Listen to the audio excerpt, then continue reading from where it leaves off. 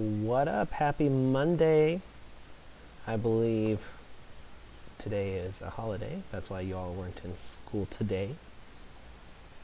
Now we're gonna go through Unit 7. Now this is just a quiz, but again, it doesn't hurt to go over each of your, questions that you may have. Let's see here. I want to do a pop out for the chat.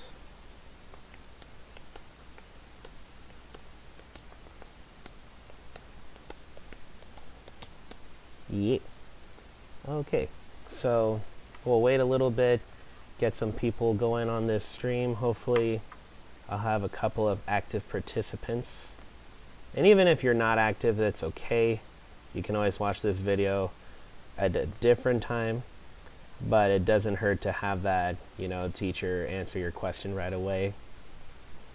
And, even if no one watches it, just, watch through the solutions of everything, and then you'll be good to go.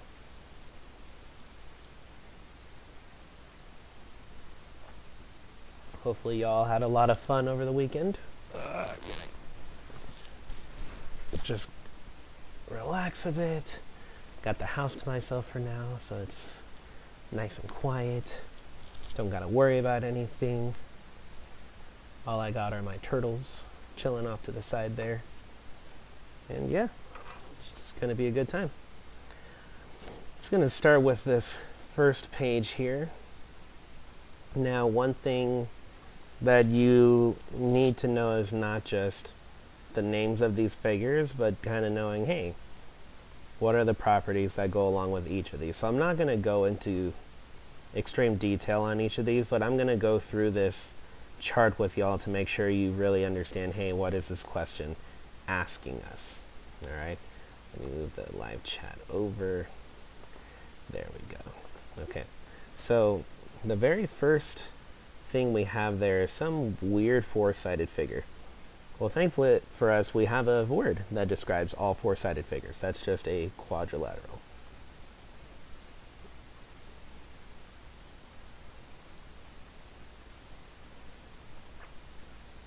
Now, within the quadrilateral family, you have three main branches. The first one here is our trapezoid.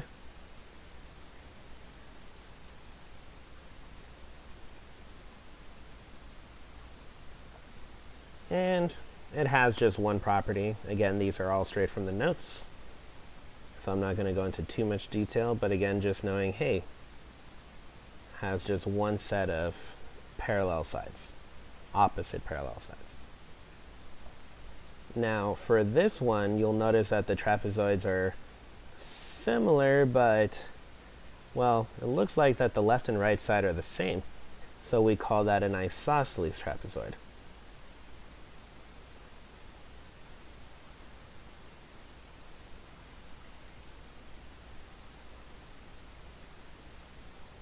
Why can't I spell today?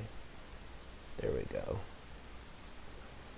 And then, of course, again, you'll list out the three properties that were given in your notes regarding isosceles trapezoids. Now let's move on to the middle section. Okay, we've got our first look at this, where this is a parallelogram.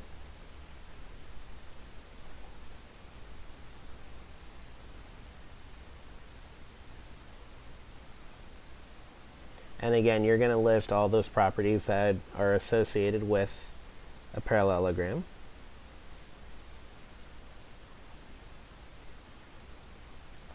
Within the parallelogram, we have two splits in our tree. We've got our rectangle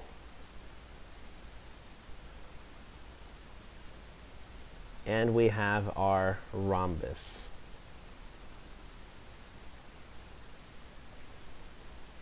And again, each of those have very distinguishable features that do not overlap. So hopefully if you take the time to analyze each of those, you'll know what those properties are. Last but not least, if you combine the properties of a rectangle and a rhombus, you get the square, which is going to have every single one of those properties. last but most certainly not least, we have our kite. Now, the kite is going to be kind of the one that's off from all the other ones. You're going to want to make sure that you don't confuse the properties of your kite with the properties of the rest of your figures. Okay, the kite has very distinguished properties that don't really overlap with the other ones. So again, just try to focus on really analyzing what sort of markings you can make or cannot make on all these figures. Okay, so again, I did make some markings, but not all of them. Okay, that's going to be up to you to have them all memorized. Now, if we go on to the next page, we can go ahead and we can do some work. All right, so we got number 1 there. Find the values of the variables and numbers. And again, the big thing is you're told, hey, this is this type of shape. What can you do with that shape? So right here, I see that I have a rhombus. Okay, now what am I given on this rhombus? I'm given side lengths. Well, if I remember, all side lengths in a rhombus are congruent. So what that means for me is I can say, hey, I want to solve for x. Well, I have 2 of my sides that deal with x and 1 of them that deals with y. We're going to need to solve for y in a bit, but let's solve for x first. We're going to say 6x minus 13 equals 4x plus 3.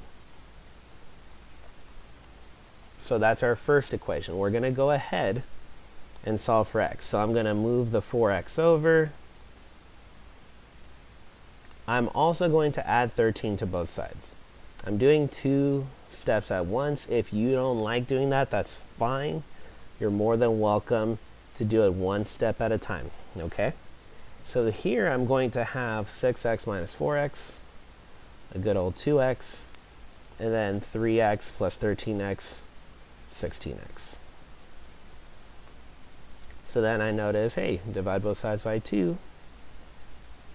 I'm going to have a nice x equals, why did I add that extra 8?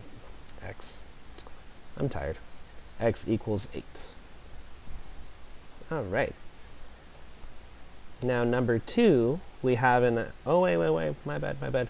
We got to solve for y. Now I know the value of x, so I'm going to plug it back into my equation there. So I'm going to say 4 times 8 plus 3. I believe 8 times 4 is 32. 32 plus 3 is 35. So I'm going to now set my 5y equal to that length. So 5y equals 35. Y equals 7. So y equals 7 and x equals 8. You don't need to know the exact family tree for the quiz, but if you know the family tree, you can kind of envision it to help you remember, you know, the rest of your properties. You don't have to, but find some way to know all your properties for your figure. What's up, Eob? Number 2, we're going to look at this isosceles trapezoid. So if I see that word, I better be thinking, hey, 2 of my sides are equal. And then I see that trapezoid. Again, going back to your parallel sides. Well, usually when I see parallel sides, and then I see a line that connects them, I'm thinking that there's got to be one of my parallel line postulates here. And if you kind of imagine that there's a car trying to drive through, but they can't, so they do a U-turn, that's our same side interior angle property. That means that those 2 angles add up to 180 degrees.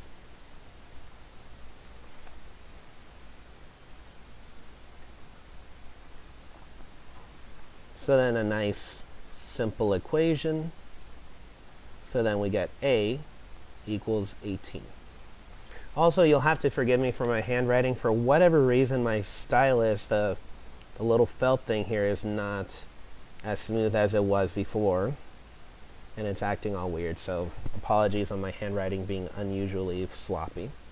Also, I don't have a really nice flat surface here. The only thing I have is this little TV tray that I'm working off of. Okay, and then going back, we solved for a. Let's solve for x.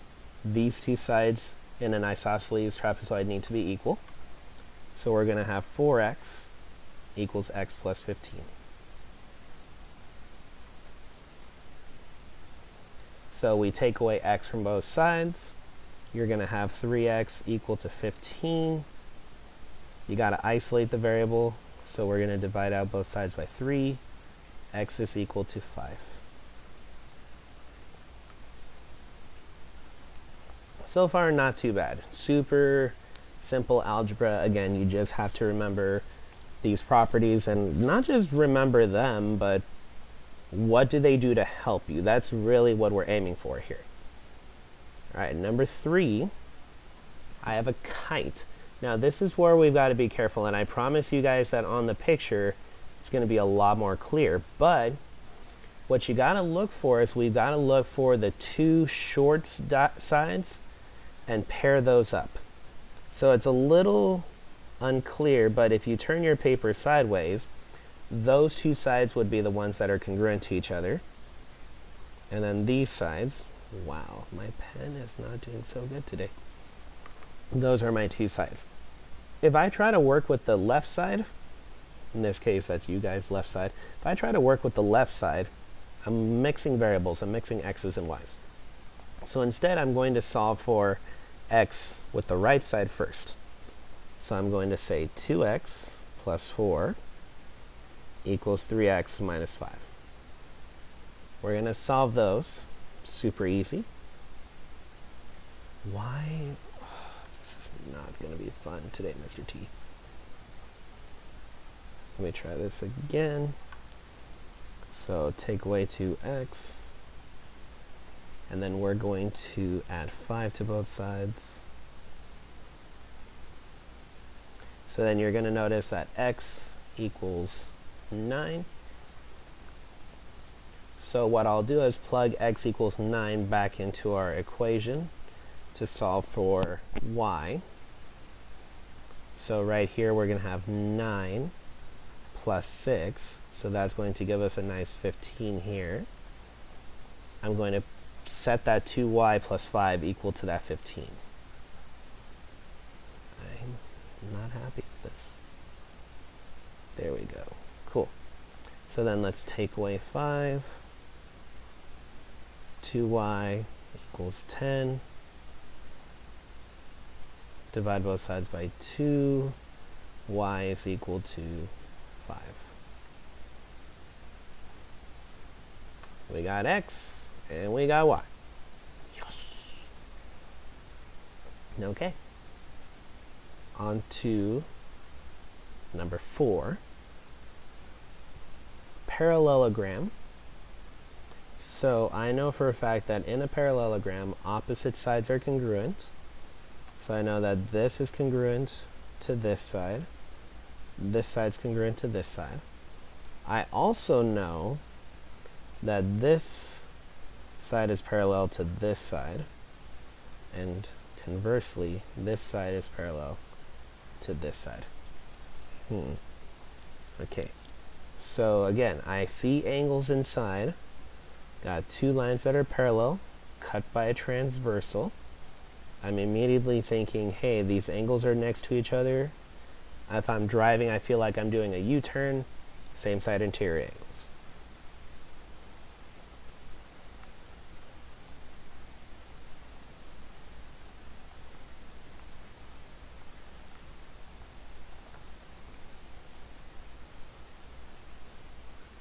So then now we're just solving a nice simple equation. This is our two-step equation. 5x equals 170. Got to divide out the 5. So then let's see here. 5 goes into 17 3 times without going over. And there's a leftover of 2. 5 goes into 20 4 times. There we go.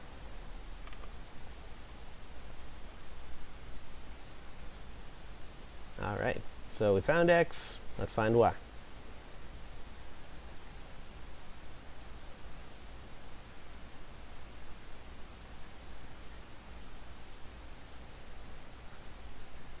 just set those two equal to each other, solve for y. I'm going to take away y here. I'm also going to add 12 here. So then that cancels those, that gets rid of those.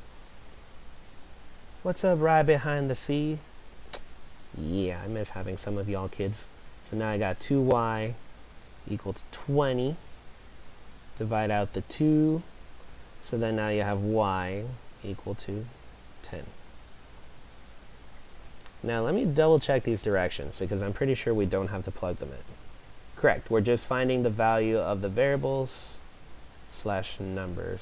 Why did I put numbers? Oh, right. Ha! So funny.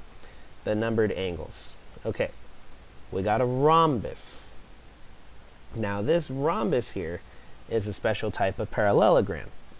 So what we know is that not only are opposite sides going to be parallel, right, but we also know that the diagonals are going to have something to do with some of those angles in there. Aw. You're no longer Panic Stan. You guys are so funny. Yeah, I miss having you. Well, I hope you're doing well in your math class. Anyways, back to this. So, rhombus means all four sides are congruent. So we say that these two are congruent. So we can solve for x. 5x minus 8 equals 3x plus 4. Right, and then we go ahead and take away the 3x. Then we add 8. So then we have 2x equals 12. So then x equals 6. All right, now for those numbered angles. Remember that when the diagonals meet, they meet at a right angle. They become perpendicular. So automatically, without doing any work, angle 2 is 90 degrees. And I really don't have to do any work for angle 1 either, because one of our other properties tells us that the diagonals bisect the angles where they go to. And not only that, they make those congruent to each other, and then likewise these two would be congruent to each other along with these two. So yes, it is a lot of markings, but really as long as you know where the markings go and what they mean, that's all that matters. So again, without doing any work, angle 1 is congruent to angle 55. Or angle 1 equals 55 degrees. Oh, I miss having you too, Natalie. Angle 3, we just got to treat that triangle there, you know, as kind of separated away from the figure. And we know for a fact that all three angles are supposed to add up to 180 degrees. So we're going to have angle 3, which we don't know the value of, plus 55, which is the measure of angle 1, plus 90 degrees, which is that corner, the intersected diagonals. That's going to equal 180. So angle 3 plus 145, I can write, I promise. 145 degrees, that's going to equal 180. Now we got to get angle 3 by itself simply by subtracting the 145.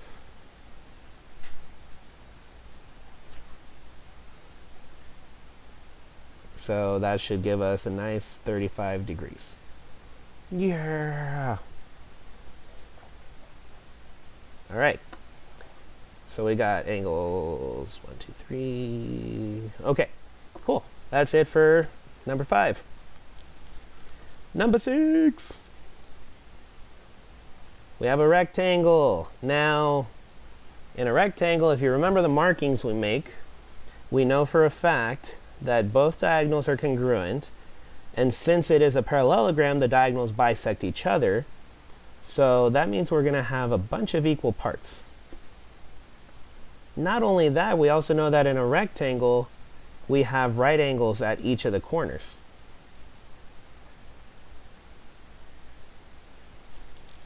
So now comes the fun part. if you remember that we talked about what kind of triangles are inside of your figure, we stated that since you know two of the sides are congruent, that this is automatically isosceles. So without really doing any work at all, we know that angle 2 is the same as 62 because those are your base angles. So angle 2 is 62 degrees. Yeah. Angle 3, we can do a little bit of work because angle 3 is part of that 90 degrees that's in that corner. So we know that angle 3 plus 62 degrees adds up to 90 degrees. So let's just, you know, take away 62. So then that should give us that angle 3 is 28 degrees. All right, I'm going to put that over here. Now I need to solve for angle 1. Angle 1 we're still working on, but again, looking at that triangle there, we know that all three angles have to add up to 180 degrees. Let's do some math. Angle 1 plus 62 degrees plus the measure of angle 2, which we said was 62, and we know that they add up to 180 degrees. All right. 62 and 62 is going to give us a good 124. Take that away from 180, and we should be left with our solution. I need to get a new stylus. This is starting to get a little vexing. Angle 1 is 56 degrees. Right. Gonna take a little bit of a break because some of y'all are slowly trickling in, catching up. Maybe you have math questions. Most of you guys have been pretty much just watching, and that's okay too. You know, no problem there, but I just want to make sure that if there were any questions on that page, you know, I gave you a chance to ask.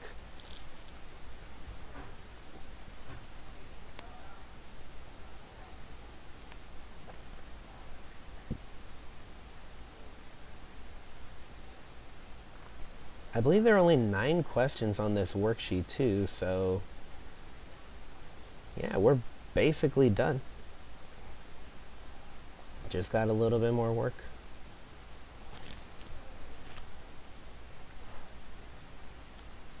I'm wondering if I should make this so that there's no calculator on this quiz. I'll think about it.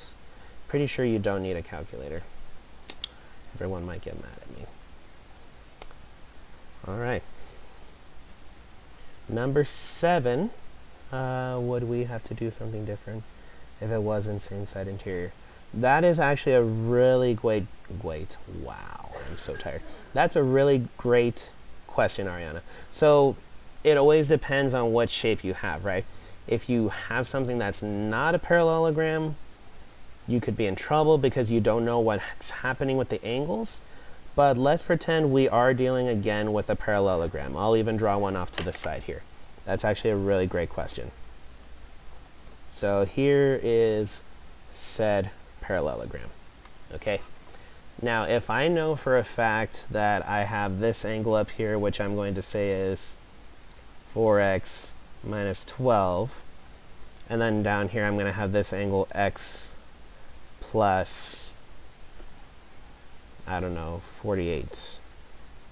Okay, if I had something like this, they're not same side interior because if I draw and say, hey, here are my parallel lines, here's a transversal, they're not next to each other. Instead, they're opposite each other. So in a parallelogram, opposite angles are actually going to be congruent. So you would simply say 4x minus 12 equals x plus 48. Right? This would be the approach that you would do. They're not same side interiors, so really all you're left with is that the diagonals are they're congruent. You have angles opposite each other, right? Now, that's not going to be true for, like, let's say an isosceles trapezoid. That's definitely not going to be true, because if we've looked at an isosceles trapezoid, we know for a fact that these angles are big time different. However, we know that the top two angles are congruent. I kind of called those the attic angles. And then the bottom two angles are congruent. Those are your base angles. However, for this one, Ariana, you do know that since these sides are parallel, right, that means we would have to use same side interior if we went that way. Okay? Hopefully that answered your question. Hopefully I didn't, you know, drown you out. But really, those are the only two other scenarios where you're not going to have same side interior angles. Everything else is going to be just straightforward. Okay? So let me erase that. And let's go over to number 7. You're welcome, child. All right, so, nope. I selected the highlighter and then it was like, nope, cool. We got a kite. We're gonna fly a kite into the air. Now, before we do, we gotta look at our drawing and say, hey, what kind of markings can I make? Well, in our kite, our diagonals are going to meet at a right angle. So those create 90 degrees on all 4 corners. I'm not going to draw them in all 4, but you at least know that. And on top of that, you're given 3 of the angles in one corner of your triangle. So what you're going to want to do is you're going to want to say, hey, these 3 angles add up to 180 degrees. Okay, so you're going to say 4x plus 3x plus 6 plus 90 degrees equals 180. Right, you're going to do that. Simplify your work, so you're going to say 7x plus 96 equals 180. So take away that 96. So then you're going to have 7x equals 84. Divide both sides by 7.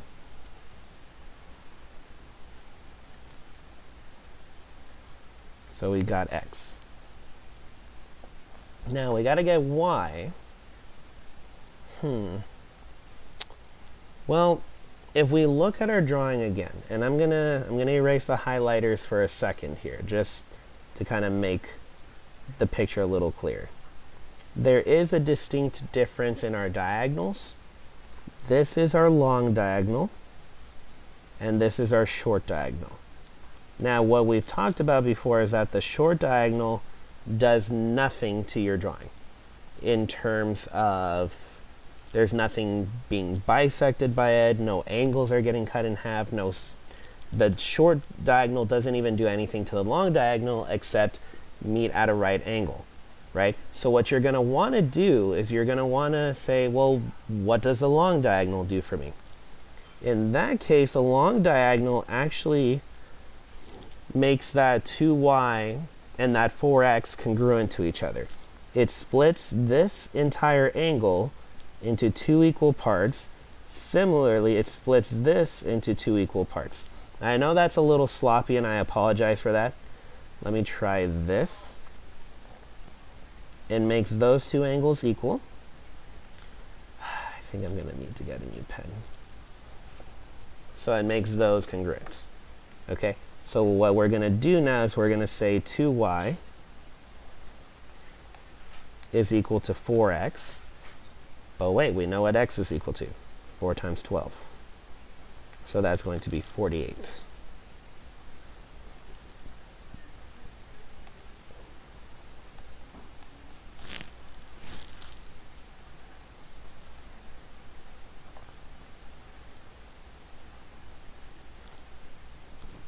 All right. Got a friend calling me. Okay. So now let's take a look at number 8. Parallelogram again, but this time we do not give you any side lengths in terms of the outsides. Instead, we've given you the diagonals. So one thing to really note, okay, even though I have arrows pointing inside of your parallelogram, don't automatically think they're angles. Things are going to be clearly labeled when they're angles. So for instance, when we have right here the angle 1, angles 1, 2, and 3, those are in corners. They're distinctly tucked away so you know that they're an angle. Here, same thing. Angles 1, 2, and 3 are in corners. Those are going to be angles. So those are going to be dealing with degrees. You're going to be dealing with either 180 degrees because there's a triangle, or 90 degrees because things are perpendicular, or maybe a combination of the two, right? Whereas stuff like this, again, you see equations, but what symbol is on those? Those are degree symbols. So those symbols tell you, hey, I'm dealing with something to do with angles. Here, there are no degree signs at all, so I should not be thinking angles at all. Instead, I should be thinking lengths. So with lengths, we have to know something about what happens in a parallelogram. So first off, in a parallelogram, there is a clear, distinct long diagonal versus a short diagonal, okay? So there's really nothing that I need to do with the yellow line in comparison to the green line. However, what I do know is that the green line, that first diagonal, is bisecting the yellow diagonal. If anything, they're both bisecting each other. So that means that I'm going to have these two small parts congruent to each other, and then these two parts congruent to each other. If I try to work with the green line first, you're going to notice that we have mixed variables again, so I'm going to avoid that for a second. Instead, I'm going to work with the other one that I do know. I have 7x, oh my lantis, 7x minus 3 equals 2x plus 7, right? So let's solve it.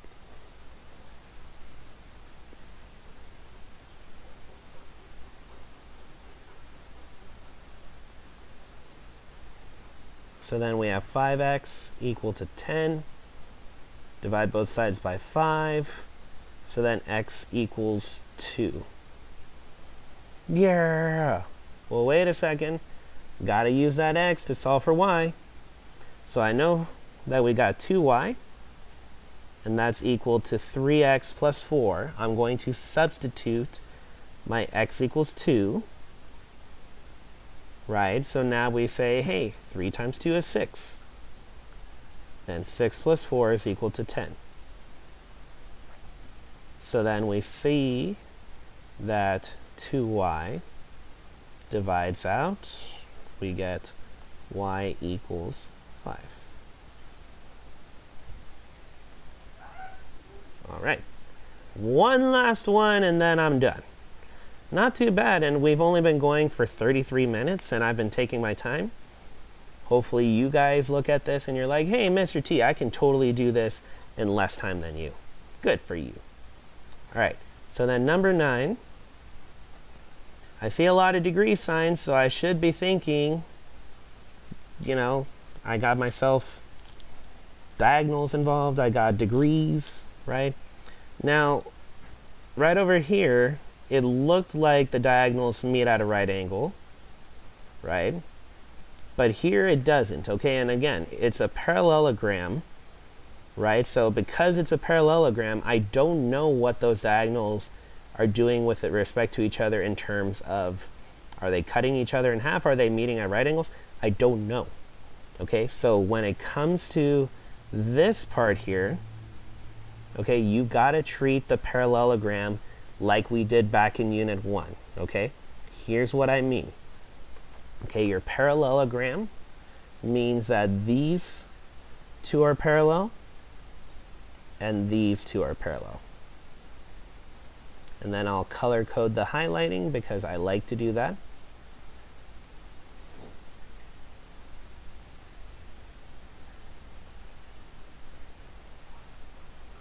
Now, one thing I would like to point out with this, if you remember what we did back in Unit 1 and Unit 2, we talked about our alternate interior angles, and the reason I'm saying that is because, well, take a look, and I'll use my Galaxy pen because I know how much you guys like that. Here's our letter Z. And if you remember when we said, hey, I got parallel lines, and we create our letter Z, that would mean that those two angles are congruent. Well, that was nice, Mr. T, except that doesn't help me solve for x. And you're absolutely right.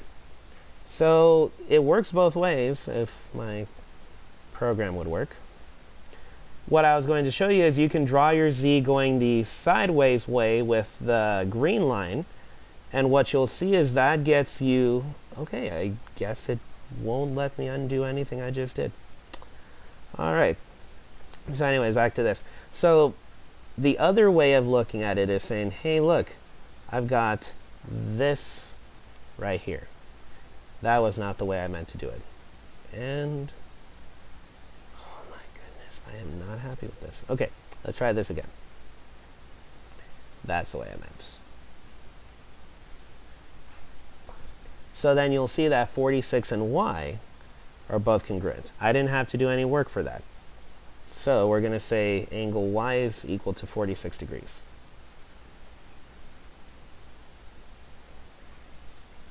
Now going to angle x, again, just kind of throwing that out there. You've got a triangle.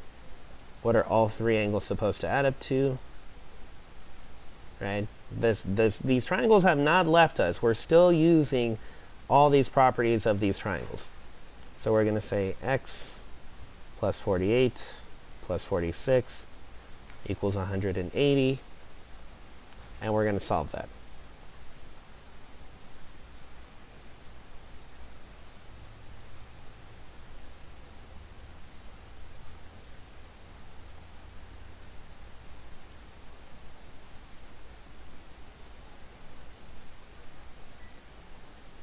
So then I'm going to write that answer over here.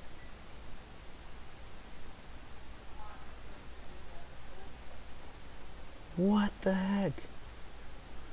Oh my goodness. Just there. Okay. So that was your entire review. Your quiz is going to have less questions than this. Okay, but you're still going to have to know these properties. You really know how to classify. Oh my goodness. So as I was saying, you really need to know your properties that go with each of these. You need to know, hey, if I have a parallelogram, what kind of markings can I make? If I have a kite, what kind of markings can I make? An isosceles trapezoid, etc. You got to really know all those markings. Okay, and then not just know the markings, what can you do with them? How can you use them to help you with solving for missing angles? This is going to be a majority of your quiz, is solving for missing angles. Okay? Cool. With that being said, I'll leave it up for another minute or two if you guys have any additional questions. But for the most part, it's going to be a quick 20-minute quiz. Should not take up much of the period.